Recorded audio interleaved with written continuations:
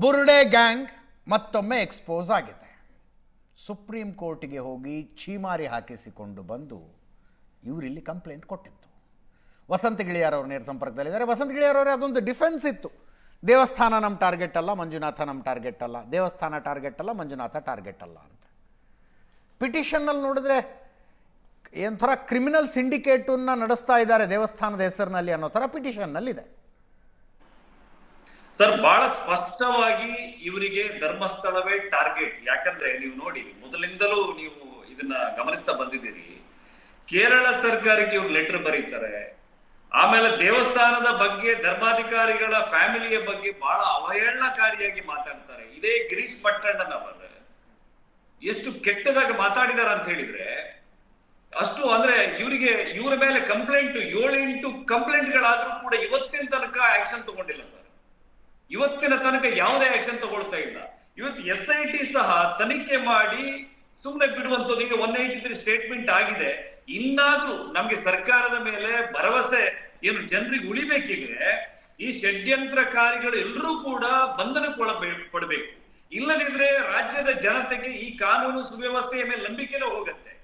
ಏನ್ ಬೇಕಾದ್ರೂ ಮಾಡಿ, ಯಾರ ಮೇಲೆ ಬೇಕಾದ್ರೂ ಏನ್ ಆರೋಪವನ್ನು ಮಾಡಿ ಬೇಕಾದ್ರೂ ದಕ್ಕಿಸ್ಕೊಳ್ಬಹುದು ಎನ್ನುವಂತ ವಾತಾವರಣ ನಿರ್ಮಾಣ ಆಗುತ್ತೆ. ಇವತ್ತು ನೋಡಿ, ಆ ತಂಡ ಸಂಪೂರ್ಣವಾಗಿ ಕಾನೂನನ್ನ ಗಾಳಿಗೆ ತೂರಿ, ಕಾನೂನನ್ನ ಉಲ್ಲಂಘನೆ ಮಾಡಿ ಈ ರೀತಿಯ ಕೃತ್ಯಗಳನ್ನ ಮಾಡ್ತಾ ಇದ್ದಾರೆ. ಇದರಲ್ಲಿ ನಿಮ್ಗೆ ಈ ಬೆಳ್ತಂಗಡಿ ಕೋರ್ಟಿಗೆ ಯಾವುದೇ ಮಾಹಿತಿಯನ್ನ ಕೊಡೋದಿಲ್ಲ. ಪೊಲೀಸ್ ಇಲಾಖೆ SIT ರಚನೆ ಆಗ್ತಾ ಇದೆ ಅಂತ ಹೇಳುವಾಗ್ಲೂ ಕೂಡ ಮಾಹಿತಿ ಕೊಡೋದಿಲ್ಲ. ಈ ಪ್ರಕರಣ ಎಲ್ಲಾ ಗೊತ್ತಿರುವಂತ KV ಧನಂಜಯ್ ಅವರು ಇದೇ ಸುವರ್ಣ ಚಾನೆಲ್ ನಲ್ಲಿ ಕೂತ್ಕೊಂಡು ಬಹಳ ಸಂಪನ್ನದ ಹಾಗೆ, ನಾಳೆ ಒಂದು ವೇಳೆ ಚಿನ್ನಯ್ಯ ಹೇಳಿರುವುದು ಸುಳ್ಳಾದ್ರೆ, ಅಲ್ಲಿ ಅಸ್ಥಿ ಪಂಜರಗಳು ಸಿಕ್ಕಿಲ್ಲ ಅಂತ ಹೇಳಿದ್ರೆ ನಾನು ಕೂಡ ಅದರ ಆಕ್ಷೇಪ ಮಾಡ್ತೀನಿ ಅಂತ ಹೇಳಿದ್ರು. ಇವರು ಇದೇ ಗಿರೀಶ್ ಮಟ್ಟಣ್ಣನವರು ಒಂದು ಸಿಕ್ಕಿರುವ ಅಸ್ಥಿ ಪಂಜರ ಏನು ಅದು ಸ್ಕಲ್ ಇದೆಯಲ್ಲ, ಅದು 24 ವರ್ಷ ಪ್ರಾಯದ ಹೆಣ್ಣಿನದ್ದು ಅಂತ ಹೇಳಿ ಒಂದು ಮೀಡಿಯಾ ಟ್ರಯಲ್ ಮಾಡಿದ್ರು, ಒಂದು ಯೂಟ್ಯೂಬ್ ಅಲ್ಲಿ ಹೇಳಿದ್ರು. ನಾಳೆ ದಿವಸ ಈ 13 ಗುಂಡಿಯಲ್ಲಿ ಹಿಂದೆಲ್ಲಾದ್ರೂ ಒಂದು ಅಸ್ಥಿ ಪಂಜರ ಸಿಕ್ಕಿದ್ರೆ ಇವ್ರು ಯಾವ ರೀತಿ ದೇವಸ್ಥಾನದ ಮೇಲೆ ಮುರ್ಕೊಂಡು ಬೀಳ್ತಾ ಇದ್ರು ಅನ್ನೋದು ನಾವು ಊಹಿಸಬಹುದು ಸರ್. ಇವತ್ತು ಕೂಡ ಮೊನ್ನೆ ಅಲ್ಲಿ ವಿಠಲಂದು ಏನು ಸರ್ಚ್ ಮಾಡಿದಾರಲ್ಲ, ಅದು 2 ಆತ್ಮಹತ್ಯೆ ಮಾಡ್ಕೊಂಡಿರುವಂತದ್ದು. ಒಬ್ಬ ಹುಡುಗನದ್ದು ಆ DL ಬೆನ್ನತ್ಕೊಂಡು ಹೋಗಿ ಅದ್ ಯಾರು ಅಂತ ಹೇಳಿ ಎಲ್ಲ ಪತ್ತೆ ಮಾಡಿದ್ದಾರೆ. ಎಲ್ಲಿಯೂ ಕೂಡ ಇಲ್ಲಿಯ ತನಕ ಎಲ್ಲಿಯೂ ಕೂಡ ಹೆಣ್ಣು ಮಗುವಿನ ಅಥವಾ ಹೆಣ್ಣು ಮಕ್ಕಳ ಅಸ್ಥಿ ಪಂಜರವೋ ಸ್ಕಲ್ಲೋ ಅಥವಾ ಅದಕ್ಕೆ ಸಂಬಂಧಪಟ್ಟದ್ದು ಏನು ಸಿಗ್ಲಿಲ್ಲ. ಇಷ್ಟು ಮಾಡುವಾಗ ಒಂದೇ ನಿಮಿಷ ಚಲಪತಿ ಸರ್, ನೀವು SIT ಚೀಫ್ ಆಗಿದ್ರೆ ಏನು ಮಾಡ್ತಿದ್ರಿ ಈಗ? ಅಲ್ಲ, ನಿಜ ಹೇಳ್ಬೇಕಂದ್ರೆ ಫಸ್ಟ್ ಸ್ಟೆಪ್ಪೇ ಆ ಬುರುಡೆ ಎಲ್ಲಿಂದ ತೆಗೆದ್ರು, ಅದಕ್ಕೆ DC ಯಿಂದ ಪರ್ಮಿಷನ್ ತಗೊಂಡು ಅದು ಎಲ್ಲಿ ಊತಾಕಿದ್ರು, ಎಲ್ಲಿಂದ ತೆಗೆದ್ರು, ಯಾರು ತೆಗೆದ್ರು, ಅದಕ್ಕೊಂದು ಮಹಜರ್ ಮಾಡಿ ಅದಕ್ಕೊಂದು FIR ಹಾಕಿಸ್ತಿದ್ದೆ. ಡೆಫಿನೆಟ್ಟಾಗಿ ಒಂದು 302 ಕೇಸ್ ಹಾಕಿಸ್ತಿದ್ದೆ. ಅದರಲ್ಲಿ ಯಾರು ಊತಿದ್ರು, ಯಾರು ಹೊರಗಡೆ ತೆಗೆದಿರೋ ಅವರು ಅಪರಾಧಿಗಳಾಗ್ತಿದ್ರು. ಮುಂದೆ ತನಿಖೆ ಒಳಗೆ ಯಾರು ಮಾಡಿದ್ರು, ಯಾರು ಸೇರಿದ್ರು, ಯಾರು ಮಾಡಿದ್ರು, ಅದು ತನಿಖೆಯಲ್ಲಿ ಮುಂದೆ ಗೊತ್ತಾಗ್ತದೆ. This is number 1. Next step, ಈಗ ಬುರುಡೆಗಳು ಫಸ್ಟ್ ಸ್ಟೇಜಲ್ಲಿ ಯಾರಿಗೂ ಸಿಗಲಿಲ್ಲ, ನೆಕ್ಸ್ಟ್ ಸ್ಟೇಜ್ನಲ್ಲಿ ಸಿಕ್ತು. ಎಷ್ಟು ಬುರುಡೆಗಳು ಸಿಕ್ಕಿದೆ, ಎಷ್ಟು ಸ್ಕೆಲ್ಟನ್ ಸಿಕ್ಕಿದೆ, ಪ್ರತಿಯೊಂದಕ್ಕೂ ಒಂದೊಂದು FIR ಹಾಕಲಿ. ಪ್ರತಿಯೊಂದಕ್ಕೂ ಸಪ್ರೇಟಾಗಿ ತನಿಖಾಧಿಕಾರಿಗಳು ಬೇರೆ ಹೌದು.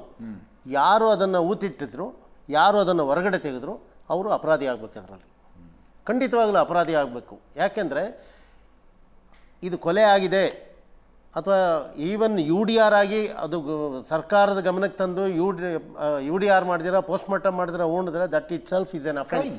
ಅದೂ ಒಂದು ಅಪರಾಧ, ನೋ ಡೌಟ್. ಅದರಲ್ಲೇನು ಎರಡನೇ ಮಾತಿಲ್ಲ, ಅದರಲ್ಲಿ ಸಂಶಯನೇ ಇಲ್ಲ. ಸೊ ಆ ಒಂದು ದಿಟ್ಟಿನಲ್ಲಿ ಈಗ 10 ಮೂಳೆ ಸಿಕ್ಕಿದೆಯೋ, 20 ಮೂಳೆ ಸಿಕ್ಕಿದೆಯೋ, 50 ಮೂಳೆ ಸಿಕ್ಕಿದ್ದಾವೆ, ಅಷ್ಟು 7 ಕೇಸು ಸಪ್ರೇಟ್ ಕೇಸಸ್ ಆಗಿ ಅಷ್ಟರಲ್ಲೂ ಅವನು ಯಾರು ನಾನು ಉಣಿದ್ದೆ ಅಂತ ಹೇಳ್ತಾನೆ, ಅವನು ಅಪರಾಧಿ ಆಗಬೇಕು. ಈಗ ಅದನ್ನು ತೆಗೆದು ತೋರಿಸಿ ಎಕ್ಸಿಬಿಟ್ ಮಾಡ್ತಾ ಇದ್ದಾರಲ್ಲ, ಈ ವಿಲ್ ಬಿಕಮ್ ಅದರ್ ಅಕ್ಯೂಸ್ಡ್. ಉಣ್ದವನಿಗೆ ಸಿಕ್ಕಿಲ್ಲ, ಯಾರೋ ಓದೋರಿಗೆ ಸಿಗ್ತದೆ. ಹೇಗಾಗುತ್ತೆ? ಅಲ್ಲಿಗೆ ಈತನ ಕೈವಾಡ ಇದ್ದೆ ಅಂತ ಸಾಬೀತಾಗ್ತದೆ ಅಲ್ಲಿ. ಈಗ ನಾನು ಎಲ್ಲ ತೋರಿಸ್ತೀನಿ ಅಂತ ಓದೋನು ಎಲ್ಲೂ ತೋರಿಸ್ಲಿಲ್ಲ. ಚರ್ಚೆ ಇಲ್ಲಿಗೆ ಮುಗಿಯೋದಿಲ್ಲ, ಮತ್ತೆ ಚರ್ಚೆ ಮಾಡೋಣ. ಲಕ್ಷ್ಮೀ ಅಯ್ಯಂಗಾರ್ ಮೇಡಮ್, ಸಾರಿ ನಿಮಗೆ ಡೀಟೇಲ್ ಆಗಿ ಮಾತಾಡ್ಸೋಕ್ಕಾಗಲಿಲ್ಲ. ವಸಂತ ಗಿಳಿಯಾರ್ ಅವರೇ, ಬೆಂಗಳೂರಿಗೆ ಯಾವಾಗ ಬರ್ತೀರಿ? ಸ್ಟುಡಿಯೋಗೆ ಬನ್ನಿ, ಇನ್ನೊಂದು ಚರ್ಚೆಯನ್ನು ಡೀಟೇಲ್ ಆಗಿ ಮಾಡೋಣ. ಪ್ರಶಾಂತ್, ಸಾರಿ ನಿಮ್ಮಂತೂ ಪ್ರತಿಕ್ರಿಯೆಯನ್ನು ತೆಗೆದುಕೊಳ್ಳಬೇಕು. Yes madam. Hello. Yes madam. Okay, there are just 2 points here. ಹಾಂ madam. Who are the ones who are affected is what we have to see here. Okay. ಅಲ್ಲಿ ಕೆಲವರು ಮೈಕ್ರೋ ಫೈನಾನ್ಸರ್ಸ್ ಅಂತ ಇರ್ತಾರೆ. ಈಗ ಈ ಧರ್ಮಸ್ಥಳದಲ್ಲಿ ವಾಟ್ ದಿ ಧರ್ಮಾಧಿಕಾರಿ ಹಸ್ ಡನ್ ಇಸ್ ಅಲ್ಲಿ ಎಲ್ಲರಿಗೂ giving them small loans, reviving all of these poor people, getting them to live of their own feet ಅಂತ ಮೈಕ್ರೋ ಫೈನಾನ್ಸರ್ಸ್ಗೆ ತುಂಬಾ ಅಫೆಕ್ಟ್ ಆಗಿದೆ. So they are not able to attach anybody's properties, they are not able to harass anybody. So ಅವ್ರಿಗೆ affect ಆಗಿದೆ.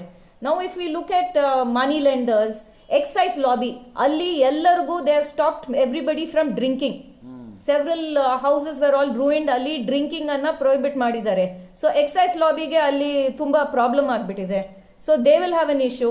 ಅಲ್ಲಿ conversions ಯಾರಿಗೂ ಆಗ್ತಾ ಇಲ್ಲ. ಕನ್ವರ್ಷನ್ಸ್ ಆಗ್ತಾ ಇಲ್ಲ ಅಂತಂದ್ರೆ obviously they will also have a problem. ಈ ತರ ಕೆಲವರಿಗೆ whether it is even if there is somebody who wants to see to it the temple should be taken over, ಅದು ಮಾಡಂಗಿಲ್ಲ. ಯಾಕಂದ್ರೆ ಸುಪ್ರೀಂ ಕೋರ್ಟ್ ಯಾವಾಗ್ಲೂ ಹೇಳಾಯ್ತು it is a private temple ಅಂತ. So how do you get any access? Then you will have to try to say that illa administrator has to come in, it is not being conducted properly anta. So there are several angles that you could look in. Yes, there are several people who are extremely colleague Prashant who want to get their hands in. There are also people who want straight away. Yes, absolutely. ನೋಡಿ, ಇಡೀ ಪ್ರಕರಣದಲ್ಲಿ KV Dhananjaya ಲೊಟ್ಟೋ answer. ಹೌದು. ನೀವು ಒಂದು ಧರ್ಮಸ್ಥಳದ ಚರ್ಚೆ ಬಿಡಿ. ಹೌದು. KV ಯಾಕಂದ್ರೆ ಸುಪ್ರೀಂ ಕೋರ್ಟ್ನಲ್ಲಿ PIL ಸಲ್ಲಿಸಿ ಅದು ವಜಾಗೊಂಡ ನಂತರ ಅದನ್ನು ಕನ್ಸೀಲ್ ಮಾಡಿ ನೀವು ಲೋವರ್ ಕೋರ್ಟಿಗೆ ಹೋಗ್ತೀರಿ ಅಂತಂದ್ರೆ that is contempt of court. Yes, ಅದನ್ನು ನೀವು ಕನ್ಸೀಲ್ ಮಾಡಿ ಲೋವರ್ ಕೋರ್ಟಿಗೆ ಹೋಗ್ತೀರಿ. ಲೋವರ್ KV ಧನಂಜಯ ಅವರು ಒಂದು ಪ್ರತಿಕ್ರಿಯೆ ಕೊಡಬೇಕಾಗಿತ್ತು ಇದರಲ್ಲಿ. Yes, He has lot to answer. Thank you.